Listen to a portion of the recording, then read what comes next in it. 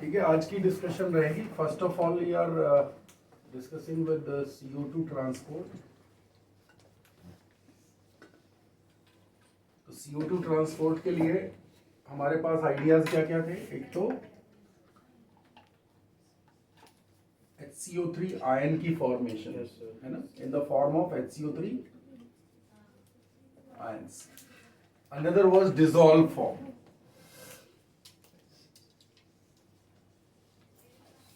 CO2 can be traveled in the form of dissolved condition in the plasma. तीसरा case जो है it is कार्बामीनो haemoglobin.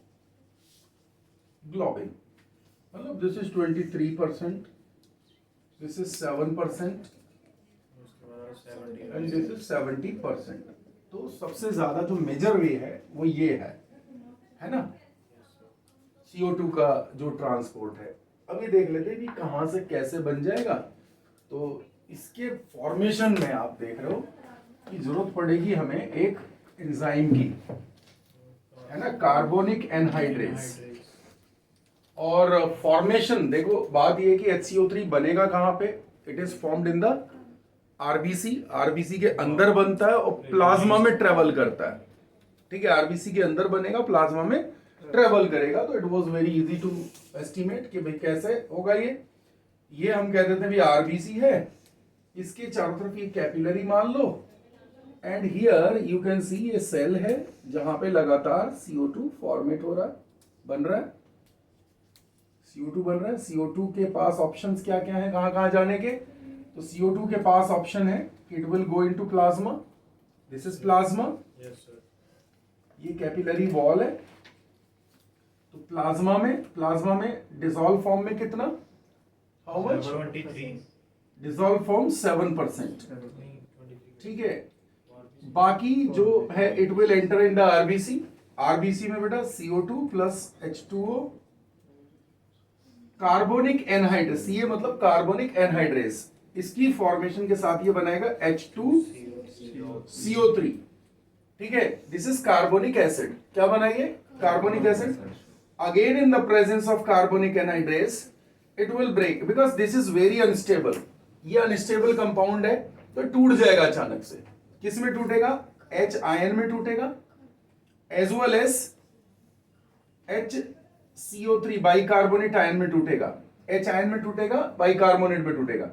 होगा क्या कि ये बाइकार्बोनेट तो नीचे बाहर प्लाज्मा में आ जाता है। ठीक है, it will move to plasma, और प्लाज्मा में ये मूव होकर के यहां से ट्रेवल करेगा। ठीक, तो दूसरी चीज ये है कि जो H आयन है ये क्या कर देते हैं। इसके लिए मैंने एक डिस्कशन करी थी आपसे कि भाई ये H आयन जो है, H आयन क्या करता है, H आयन कॉन्सेंट्रेशन राइज करेगा, कॉन्सेंट्रेशन इंक्रीज करेगा। ठीक है, H आयन कॉन्सेंट्रेशन इंक्रीज का मतलब एसिडिटी इंक्रीज। ठीक है, कंसंट्रेशन H आयन की बढ़ गई तो एसिडिटी इंक्रीज होगी, पीएच वैल्यू डिक्रीज हो गई, ये एक्टिविटी हो रही। और ये जो है ये बड़ा फेवरेबल कंडीशन बन जाती है जो ऑलरेडी यहां पे HbO2 प्रेजेंट है। ये जो H आयंस हैं ये इसको ब्रेक करवा देते बेटा। ठीक है, इसकी अनस्टेबिलिटी कॉज करेंगे तो ये HbO2 हो जाता है, और ये जो H आयन है इसके साथ में ये रिलेट कर जाता है। ठीक है, ऑक्सीजन बाहर चली जाती है, in the cells it will be mean reaching. तो आप ये देखो कि इस बढ़ी हुई एसिडिटी ने, बढ़े हुए H आयन कॉन्सेंट्रेशन ने रोल प्ले किया कि जो यहाँ पे स्टोर्ड हीमोग्लोबिन, ऑक्सी हीमोग्लोबिन है, इसको ब्रेक कर देंगे। ठीक है, ऑक्सी हीमोग्लोबिन से डिटैच हो गया। अब सवाल ये आता है कि बेटा ये होगी जगह खाली, ये Hb खाली हो गया, यहां पे बचा हुआ जो CO2 है वो इसके साथ बाइंड कर जाता है। ठीक है, CO2 जो है बचा हुआ इसके साथ बाइंड करेगा और ये कार्बामीनो हीमोग्लोबिन बना लेता है। How much, 23% of CO2 moves in this form. ठीक है, तो दो तरह से दो चीजें हैं जो प्लाज्मा में ट्रेवल करती हैं, HCO3 और दूसरा डिसॉल्व फॉर्म। ठीक है, ये प्लाज्मा में ट्रेवल करेगा। जैसे जैसे प्लाज्मा मतलब ब्लड जो है it flows towards the lungs, तो लंग्स में जाने के बाद ये डिटैचमेंट का सिस्टम बनता है, ये वापस जो है रिलीज हो जाएगा और CO2 विल रिलीज इनटू, कहां पे जाएगी CO2? लंग्स में पास ऑन हो जाएगी। मतलब ये HCO3 आयंस है, HCO3 आयंस है, तो मतलब ये ब्रेक होगा, अलग होगा, तो एक तो CO2 यहां से निकल जाएगी वहां पे, है ना, ये टुवर्ड्स द, ये मतलब कहो तो ये एल्वियोलाई के आसपास, तो CO2 यहां पे डिटैच होगी, CO2 डिटैच होगी, CO2 अलग हुई, तो और क्या बचा यहां पे? क्या क्या बच गया? OH बचा, OH बचा, और ऑलरेडी ब्लड में H आयन खूब होते हैं, तो बेटा क्या बन गया? मेटाबॉलिक वाटर बन गया कि नहीं बन गया? तो भाप निकलती है मुंह में से और साथ में CO2 भी रिलीज। Is that clear? समझ आई बात ये? तो इस तरीके से ये CO2 का ट्रांसपोर्ट है आपके, और यही लिखा हुआ है कि जो CO2 के साथ क्या क्या, CO2 के साथ वाटर भी रिलीज होगा, ठीक है। तो ये मेटाबॉलिक वाटर है जो आपके वेपर जो है वो लंग्स के साथ बाहर आते हैं। Is that clear? तो यहां पे ये कॉन्सेप्ट अपना हो गया ट्रांसपोर्ट के लिए। अब जो तीनों तरीके जो है CO2 के आपको पता लग गए, CO2 किस तरह से यहां पे मूव कर रही है। अब अगला जो मूवमेंट है, अगला एक इंपॉर्टेंट आइडिया है ऑक्सीजन हीमोग्लोबिन डिसोसिएशन कर्व। बच्चे बात यह है कि हमारी बॉडी में जितना भी हीमोग्लोबिन है हम उसको काउंट करेंगे कि 100% है, ठीक है। हीमोग्लोबिन कितना है? 100% हीमोग्लोबिन है। ये 100% हीमोग्लोबिन की सैचुरेशन कितने ऑक्सीजन से हो रही है, कितना ऑक्सीजन उसके साथ बाइंड कर रहा है, कितना ऑक्सीजन इसके साथ बाइंड कर रहा है, ये बड़ी इंपॉर्टेंट बात है ना। ये 10-20% कर रहा है, 40 कर रहा है, 50 कर रहा है, 60, 70 या 100 कर रहा है, ये बात तो हमने पहले भी पढ़ा हुआ है कि भाई एक तो पार्शियल प्रेशर उस गैस का जिसको बाइंड करना है, और पार्शियल प्रेशर अपोजिट गैस का। दोनों गैसेस रोल प्ले करती हैं, यानी कि ऑक्सीजन को अगर हीमोग्लोबिन से बाइंड करना है तो ऑक्सीजन की तो अमाउंट रोल प्ले करेगी करेगी, हम ऑक्सीजन का पार्शियल प्रेशर तो वर्क करेगा ही करेगा, CO2 का पार्शियल प्रेशर भी वर्क करेगा। CO2 का पार्शियल प्रेशर अगर जरूरत से ज्यादा है, ठीक है, तो कंडीशन क्या बन रही? CO2 का पार्शियल प्रेशर ज्यादा है, तो यहां पे सिचुएशन ये हो जाएगी कि भाई ऑक्सीजन को आप बढ़ाते रहो तो कोई खास फर्क नहीं पड़ने वाला, है ना। तो टेम्परेचर बढ़ा हुआ है, टेम्परेचर का भी रोल नेगेटिव पॉजिटिव हो सकता है। टेम्परेचर मॉडरेट है, 20-25 डिग्री के बीच में है, तो बहुत अच्छे से डिफ्यूजन होगी। अगर टेम्परेचर ज़्यादा है तो कम होगी, है ना। दूसरी बात ये भी है कि अगर जो H आयन कंसंट्रेशन वो CO2 से रिलेट करता है, H आयन कंसंट्रेशन ज़्यादा है तो भी ऑक्सीजन हीमोग्लोबिन को जो है बाइंडिंग में अफेक्ट करेगा ये चीज़। तो कंडीशन बुरी और कंडीशन अच्छी, हम दो बातें मानेंगे।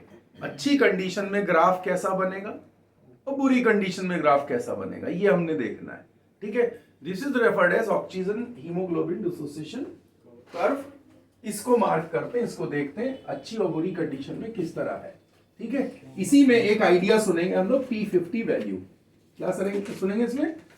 P50 value. कभी कभार क्वेश्चन P50 वैल्यू के आते हैं, है ना, रेयर ही है बट आ सकते हैं क्वेश्चन। लेट अस सी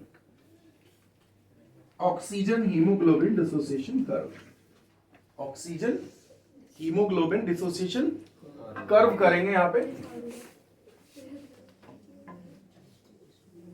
देखो यहां पे मैं क्या देख रहा हूं, यहां पे मैं देख रहा हूं कि भाई ये जो है 10 0 10 20 30 40 50 60 70 80 90 100 110 120, ठीक है। तो this is the PO2, partial pressure of oxygen. इस डायरेक्शन में हम बढ़ाएंगे, ठीक है। जैसे जैसे आगे हम क्या करेंगे, पार्शियल प्रेशर बढ़ रहा है, तो आप उस हिसाब से 10-10 के फ्रेगमेंट्स में किया मैंने इसको, 70 80 90 110, 120, ऐसे ही 10, 20, 30, 40, 50, 60, 70, 80, 90, 100, 100 तक, 100, 90, 80, 70, 60, 50, 40, 30, 20, 10. This is the hemoglobin percent saturation. ठीक है जी, सिंपल सी बात है। मैंने 10 प्रेशर किया, सर्टेन कंडीशन है, कोई गिवन कंडीशन एक्स कंडीशन है, एक्स कंडीशन में मैंने 10 प्रेशर पे देखा जब पार्शियल प्रेशर ऑफ ऑक्सीजन 10 है तो कितना हीमोग्लोबिन सैचुरेट हो रहा। मैं देख रहा हूं कि जैसे जैसे मैं प्रेशर बढ़ा रहा हूं वैसे वैसे सैचुरेशन बढ़ती जा रही है। ठीक है, और एक लेवल पे जाने के बाद मैं प्रेशर बढ़ा रहा हूं बट सैचुरेशन नहीं बढ़ रही। ग्राफ सिग्मोइड आ गया। ग्राफ क्या है? सिग्मोइड है। व्हाट यू कैन से कि भाई ये लगभग 95% पे आके ग्राफ जो है दम तोड़ देता है, ऊपर नहीं बढ़ रहा। ठीक है, ये ग्राफ ऊपर नहीं बढ़ रहा है, करीब 95% सैचुरेशन शो कर रहा है ये, उसके बाद ये राइज नहीं कर रहा। Shape of the graph, this is actually oxygen haemoglobin dissociation curve in a certain condition. So you can say this is x condition. ये एक एक्स कंडीशन है जिसमें 95% जाकर के इसने सैचुरेट होना बंद कर दिया है। मैं चाहे यहां पे प्रेशर को, यहां पे प्रेशर क्या हो रहा है, लगातार आप पार्शियल प्रेशर ऑक्सीजन का बढ़ा, ऑक्सीजन बढ़ाए जा रहे हो, आप ऑक्सीजन बढ़ा रहे बट यहां ग्राफ नहीं बढ़ रहा, यानी कि कुछ ऐसा है जो 95 से ऊपर इसको नहीं आने दे रहा। कुछ देयर आर सम फैक्टर्स। ठीक है, तो कुछ फैक्टर्स हैं, factors affecting haemoglobin saturation with oxygen. Oxygen से सैचुरेट होने के लिए कुछ एक फैक्टर्स हैं। कौन कौन से फैक्टर्स हैं? कौन कौन से फैक्टर्स हैं? तो फैक्टर्स यहां पे हैं, CO2 का concentration, H ion concentration, temperature, और यही H आयन है तो एसिडिटी भी कह दो आप इसे। सिंपल सा है। अगर मैं कंडीशन अच्छी कर दूं, कंडीशंस को अच्छी कर दूं, मतलब बढ़िया कंडीशन बना देते हैं, यानी कि मैं कंडीशन कर रहा हूं यहां पे, दिस इज कंडीशन, ये कंडीशन X है, मैं एक कंडीशन बनाता हूं Y कंडीशन। Y कंडीशन में क्या करेंगे? Y कंडीशन में हम ये करेंगे कि CO2 डिक्रीज कर देते हैं। ठीक है, टेम्परेचर मॉडरेट कर देते हैं, मॉडरेट 20 से 25 डिग्री सेंटीग्रेड के बीच कर देते हैं। ठीक है, और डेफिनेटली इससे पीएच वैल्यू तो अपने आप से क्या हो जाएगी, पीएच वैल्यू रिड्यूस कर देंगे, इंक्रीज कर देंगे। ठीक है, एसिडिटी डेफिनेटली डिक्रीज। तो graph will move like this. बहुत कम कंडीशन सिचुएशन में ही आप देख रहे हो कि बहुत कम समय में ये सैचुरेट हो गया, कम PO2 के ऊपर। कम किसके? नॉट टाइम, PO2 के ऊपर, कम कॉन्सेंट्रेशन ऑफ PO2 से ये हो गया। ठीक है, अगली बात ये है कि ये ग्राफ किधर शिफ्ट हो गया, दिस इज लेफ्ट शिफ्ट। क्या हो गया ये? Left shift. कंडीशन अच्छी होगी, graph will shift towards the left side. Condition को बुरा कर देते हैं, Z, this is X, this is Y, और now Z condition, condition Z, condition Z करी, Z में उल्टा कर दिया, CO2 को अप किया, टेम्परेचर को अप किया, 30 से 40 डिग्री सेंटीग्रेड कर दिया। ठीक है, डेफिनेटली पीएच वैल्यू डिक्रीज, और मैं ऐसा इसलिए लिख रहा हूं कि इनमें से कुछ भी बोला जाए तो आप समझ जाओ, एसिडिटी इंक्रीज। ग्राफ की मूवमेंट यूं हो गई जी। ठीक है, यहां देखा 100% सैचुरेशन आ रहा है, यहां पे आपने देखा भैया 70% सेचुरेशन आ रहा है, ठीक है। ये तीनों कंडीशन में सेचुरेशन आपको दिख रहा है। ग्राफ किधर शिफ्ट हुआ? तो खराब कंडीशंस में ग्राफ किधर शिफ्ट होता है? Right side. अच्छी कंडीशन में लेफ्ट साइड। ये तो हुई वैल्यूज। अब करते हैं P50 वैल्यू। बेटे P50 ही क्यों? हम P20 भी कर सकते हैं, P100 भी कर सकते हैं। कारण ये 100 इसलिए नहीं करेंगे क्योंकि किसी भी केस में हो सकता है 100% तो सेचुरेशन हो ही ना, और P20 इतना छोटी वैल्यू है, P25 इतनी छोटी है, तो उससे बढ़िया P50 करो। 50 तो होगा ही होगा किसी सर्टेन कंडीशन में। तो मैं यहां पे एक लाइन खींच दूं, ठीक है, और जहां पे लाइन ग्राफ्स को क्रॉस कर रही हैं that is called P50 value. ये किस पे डिपेंड करती है? PO2 को बताती है। किसको बताती है ये? Partial pressure of oxygen in a certain graph, partial pressure of oxygen in a certain graph, ठीक है, for saturating 50% of hemoglobin।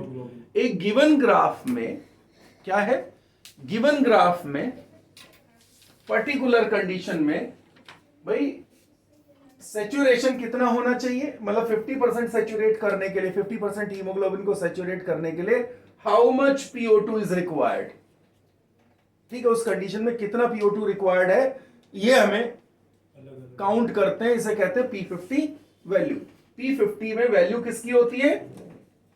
Partial pressure of oxygen की होती है। लेट अस सी, जैसे जैसे कंडीशन बुरी हो रही है तो P50 वैल्यू बढ़ रही है। सॉरी, इसको देखते हैं एक बार। जैसे जैसे कंडीशन बुरी हो रही है, कंडीशन बुरी हो रही है, P50 वैल्यू बढ़ी कि घटी? बढ़ी। ये बड़ी कंडीशन बुरी है, सबसे ज्यादा P50 वैल्यू ये है, ठीक है। कहां पे आ रही है? 75। कंडीशन को थोड़ा अच्छा किया, P50 की वैल्यू बढ़ेगी या PO2 की बढ़ेगी? बेटे P50 वैल्यू O2 की तो वैल्यू है 50%। कब सैचुरेट हो रहा है? कब सैचुरेट हो रहा है? किस O2 पे सैचुरेट हो रहा है? तो कंडीशन अच्छी नहीं है, P50 वैल्यू बढ़ जाएगी। कंडीशन अच्छी है तो ये लेफ्ट साइड को ही शिफ्ट करेगा। अब P50 वैल्यू के रेफरेंस में भी आप चेक कर सकते हो कि भी कैसा हो रहा है। Is that clear? तो इस तरह के क्वेश्चन आपके सॉल्व हो जाने चाहिए जो कि P50 वैल्यू को लेकर के हैं। Any doubt with this? समझ आ गया? ओके, तो P50 वैल्यूज और ऑक्सीजन हीमोग्लोबिन डिसोसिएशन कर्व आपको समझ आ जाता है, ठीक। तो इसी तरीके से ये डेटा है। अब ये लास्ट पॉइंट था इस तरह से। अब एक बात आती है कि भाई लंग्स को कंट्रोल कैसे करते हैं, ब्रीथ कंट्रोल कैसे होती है, नर्वस कंट्रोल है कि ये ऑटोनॉमिक कंट्रोल होता है? एक्चुअली आप एक चीज समझो कि आप सांस तो अंदर खींचते हो, ये एक्टिव प्रोसेस है, लेकिन सांस जब बाहर छोड़ते हैं तो अंदर खींचने के बाद अल्टीमेटली आपको सांस छोड़ना ही पड़ेगा, वो आप रिलीज नहीं करते, वो रिलीज हो जाता है। तो इस तरह आप देखिए कि कभी कभी ऐसे क्वेश्चन आते हैं कि जो ब्रीद इनटेक है वो कैसा, वो एक्टिव प्रोसेस है, लेकिन ब्रीद रिलीज करना ये पैसिव प्रोसेस, वो आसान अपने आप ही हो जाएगा। तो आप सांस अंदर ले, तो अगर अंदर लेकर के आप रिलैक्स हो गए तो सांस बाहर अपने आप ही आ जाती है ना। फोर्सफुल एक्सपिरेशन की बात नहीं कर रहा मैं, नॉर्मल एक्सपिरेशन की बात कर रहा हूं। तो ये एक्टिव और पैसिव प्रोसेस की बात हुई। दूसरी बात हुई कि ब्रीदिंग कैसे कंट्रोल करेंगे, हाउ इट इज कंट्रोल। तो autonomic nervous system is controlling breath. Autonomic nervous system यानी कि sympathetic and parasympathetic controls are doing this, ठीक है। अगर कंडीशन फेवरेबल नहीं है तो ब्रीथ तेज चलती है, दिस इज सिंपैथेटिक कंट्रोल। और नॉर्मल में ये रिलैक्स होता है। पर मिनट आपका ब्रीथ रेट क्या होता है? 16 to 20 टाइम्स पर मिनट होता है। रेस्टिंग स्टेज में होगा थोड़ा रिड्यूस हो जाएगा, और एक्शन में है तो थोड़ा सा ये इंक्रीज हो जाएगा। There are 3 systems, there are 3 points in hind brain. 3 points हैं ब्रेन के अंदर पिछले इलाके में। हाइंड ब्रेन के अंदर पॉन्स एंड मिड्यूला में। कहां पे? Pons and medulla. तो पॉन्स एंड मिड्यूला वाले एरिया में देयर आर 3 एरियाज, 3 पॉइंट्स जो कि आपके ब्रीथ के रिदम को कंट्रोल करते और एज वेल एज स्टिमुलेशन देते हैं लंग्स को भी कितना मूव करना। ठीक है, तो आप देखते हो कि ब्रेन का जो पिछला हिस्सा है, ब्रेन का जो पिछला हिस्सा इस तरीके से ये पार्ट है। तो this is cerebellum, cerebellum, this is pons, this is medulla oblongata, यही है। तो 2 सेंटर्स तो आपके होते हैं मेड्यूला ऑब्लोंगेटा में, और एक होता है कहां पे? पॉन्स वाले एरिया में। ठीक है, तो क्या क्या नाम होते हैं इनके? क्या क्या नाम होते हैं? ब्रीदिंग सेंटर या रेस्पिरेटरी सेंटर्स हैं। ठीक है, इनमें से एक तो होगा न्यूमोटैक्सिक सेंटर। कौन सा होगा? Pneumotaxic centre. कौन से वाला न्यूमोटैक्सिक होता है? दिस इज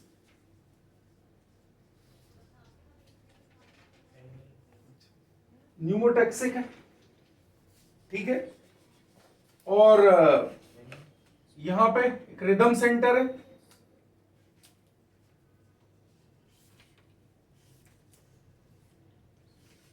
ठीक है, और कौन सा है? और कौन सा है?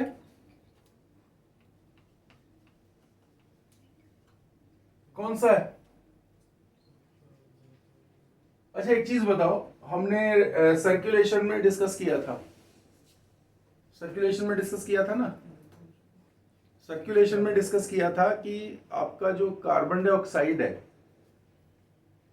कार्बन डाइऑक्साइड जो होती है, it controls even it affect heart beat, है ना। तो ब्रीदिंग रेस्पिरेट आपका जो कार्डियक सेंटर था वो कहां पे था?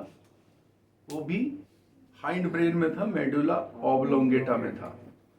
It was in medulla oblongata. उसी तरीके से आपके रेस्पिरेटरी सेंटर्स भी कहां पे हैं? But here are 3 points, 3 point है यहाँ पे रेस्पिरेटरी सेंटर के, और वो तीनों पॉइंट में से 2 पॉइंट आपके कहां पे प्रेजेंट है? ये आपके 2 पॉइंट है मेडुला ऑब्लोंगेटा में, और एक कहां पे है? एक आपका जो है प्रेजेंट होता है पॉन्स में। ठीक है, रिदम सेंटर, और एक जो है क्या होता है इसमें chemo receptor.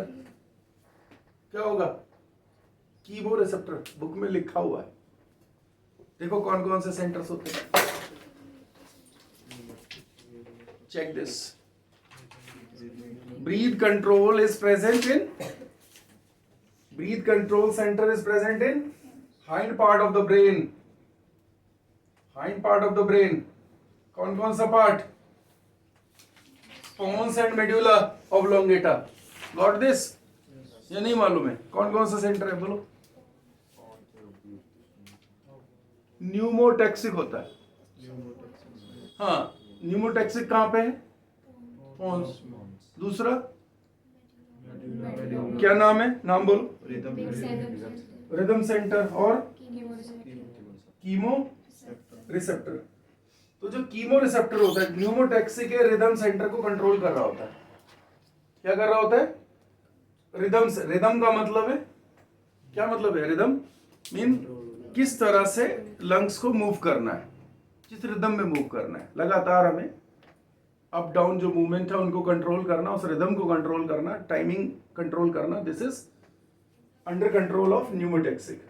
As well as chemo receptor क्या करता है? ये एक्टिव हो जाता है। It is affected by CO2, या यूं कहो पीएच, है ना, या फिर एसिडिटी, ठीक है, हाइड्रोजन आयन कंसंट्रेशन। इन सारी चीजों से ये कंट्रोल होगा।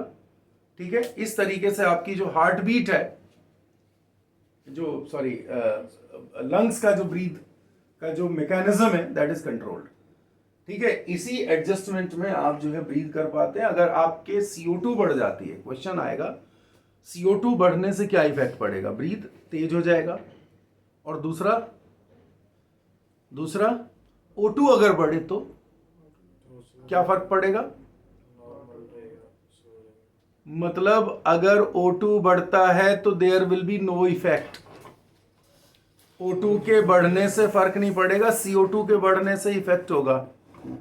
अगर CO2 बढ़ जाती है इट मींस CO2 का बढ़ना क्या कहलाता है, CO2 बढ़ा, इट मींस CO2 के बढ़ने से सिचुएशन क्या हुई, CO2 के बढ़ने से सिचुएशन हुई कि आपका ब्रीथ रेट बढ़ेगा, इवन उधर हार्ट रेट पे जो जब हम उसमें बात करें तो हार्ट रेट भी बढ़ता है, ठीक है। लेकिन अगर ऑक्सीजन बढ़ेगी तो कोई फर्क नहीं पड़ेगा, CO2 से ही अफेक्ट होता है सारा सिस्टम, याद रखना O2 से देयर इज नो इफेक्ट। इसके अलावा CO2 डिटेक्ट करने के लिए आपके जो कॉमन कैरोटिड आर्टरी होती है और एओर्टिक आर्क होती है, वहां पे भी सेंसर्स प्रेजेंट होते हैं, they also track the amount of CO2 और उससे भी ब्रीदिंग आपकी जो है अफेक्ट होती है। इज इट क्लियर, समझ में आ गई बात आपको। तो क्या क्या मैंने बताया, सेंटर जो है, these are the centres, respiratory centres present in hind brain.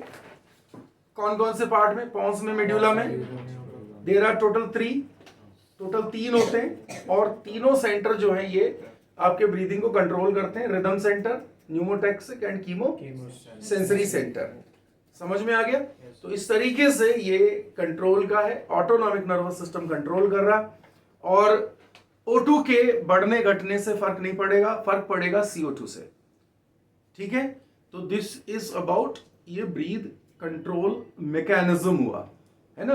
तो there is a last part है, वो पूरा का पूरा एक सेक्शन है, उस पे अबाउट द जो CO2 O2 के इफेक्ट्स हैं और डिजीजेस हैं, रेस्पिरेटरी सिस्टम से रिलेटेड डिसऑर्डर्स हैं, those will be discussing in separate segment, ठीक है, वो अलग से डिस्कस करेंगे। तो कल की क्लास में जो है वो वाला पार्ट डिस्कस करेंगे।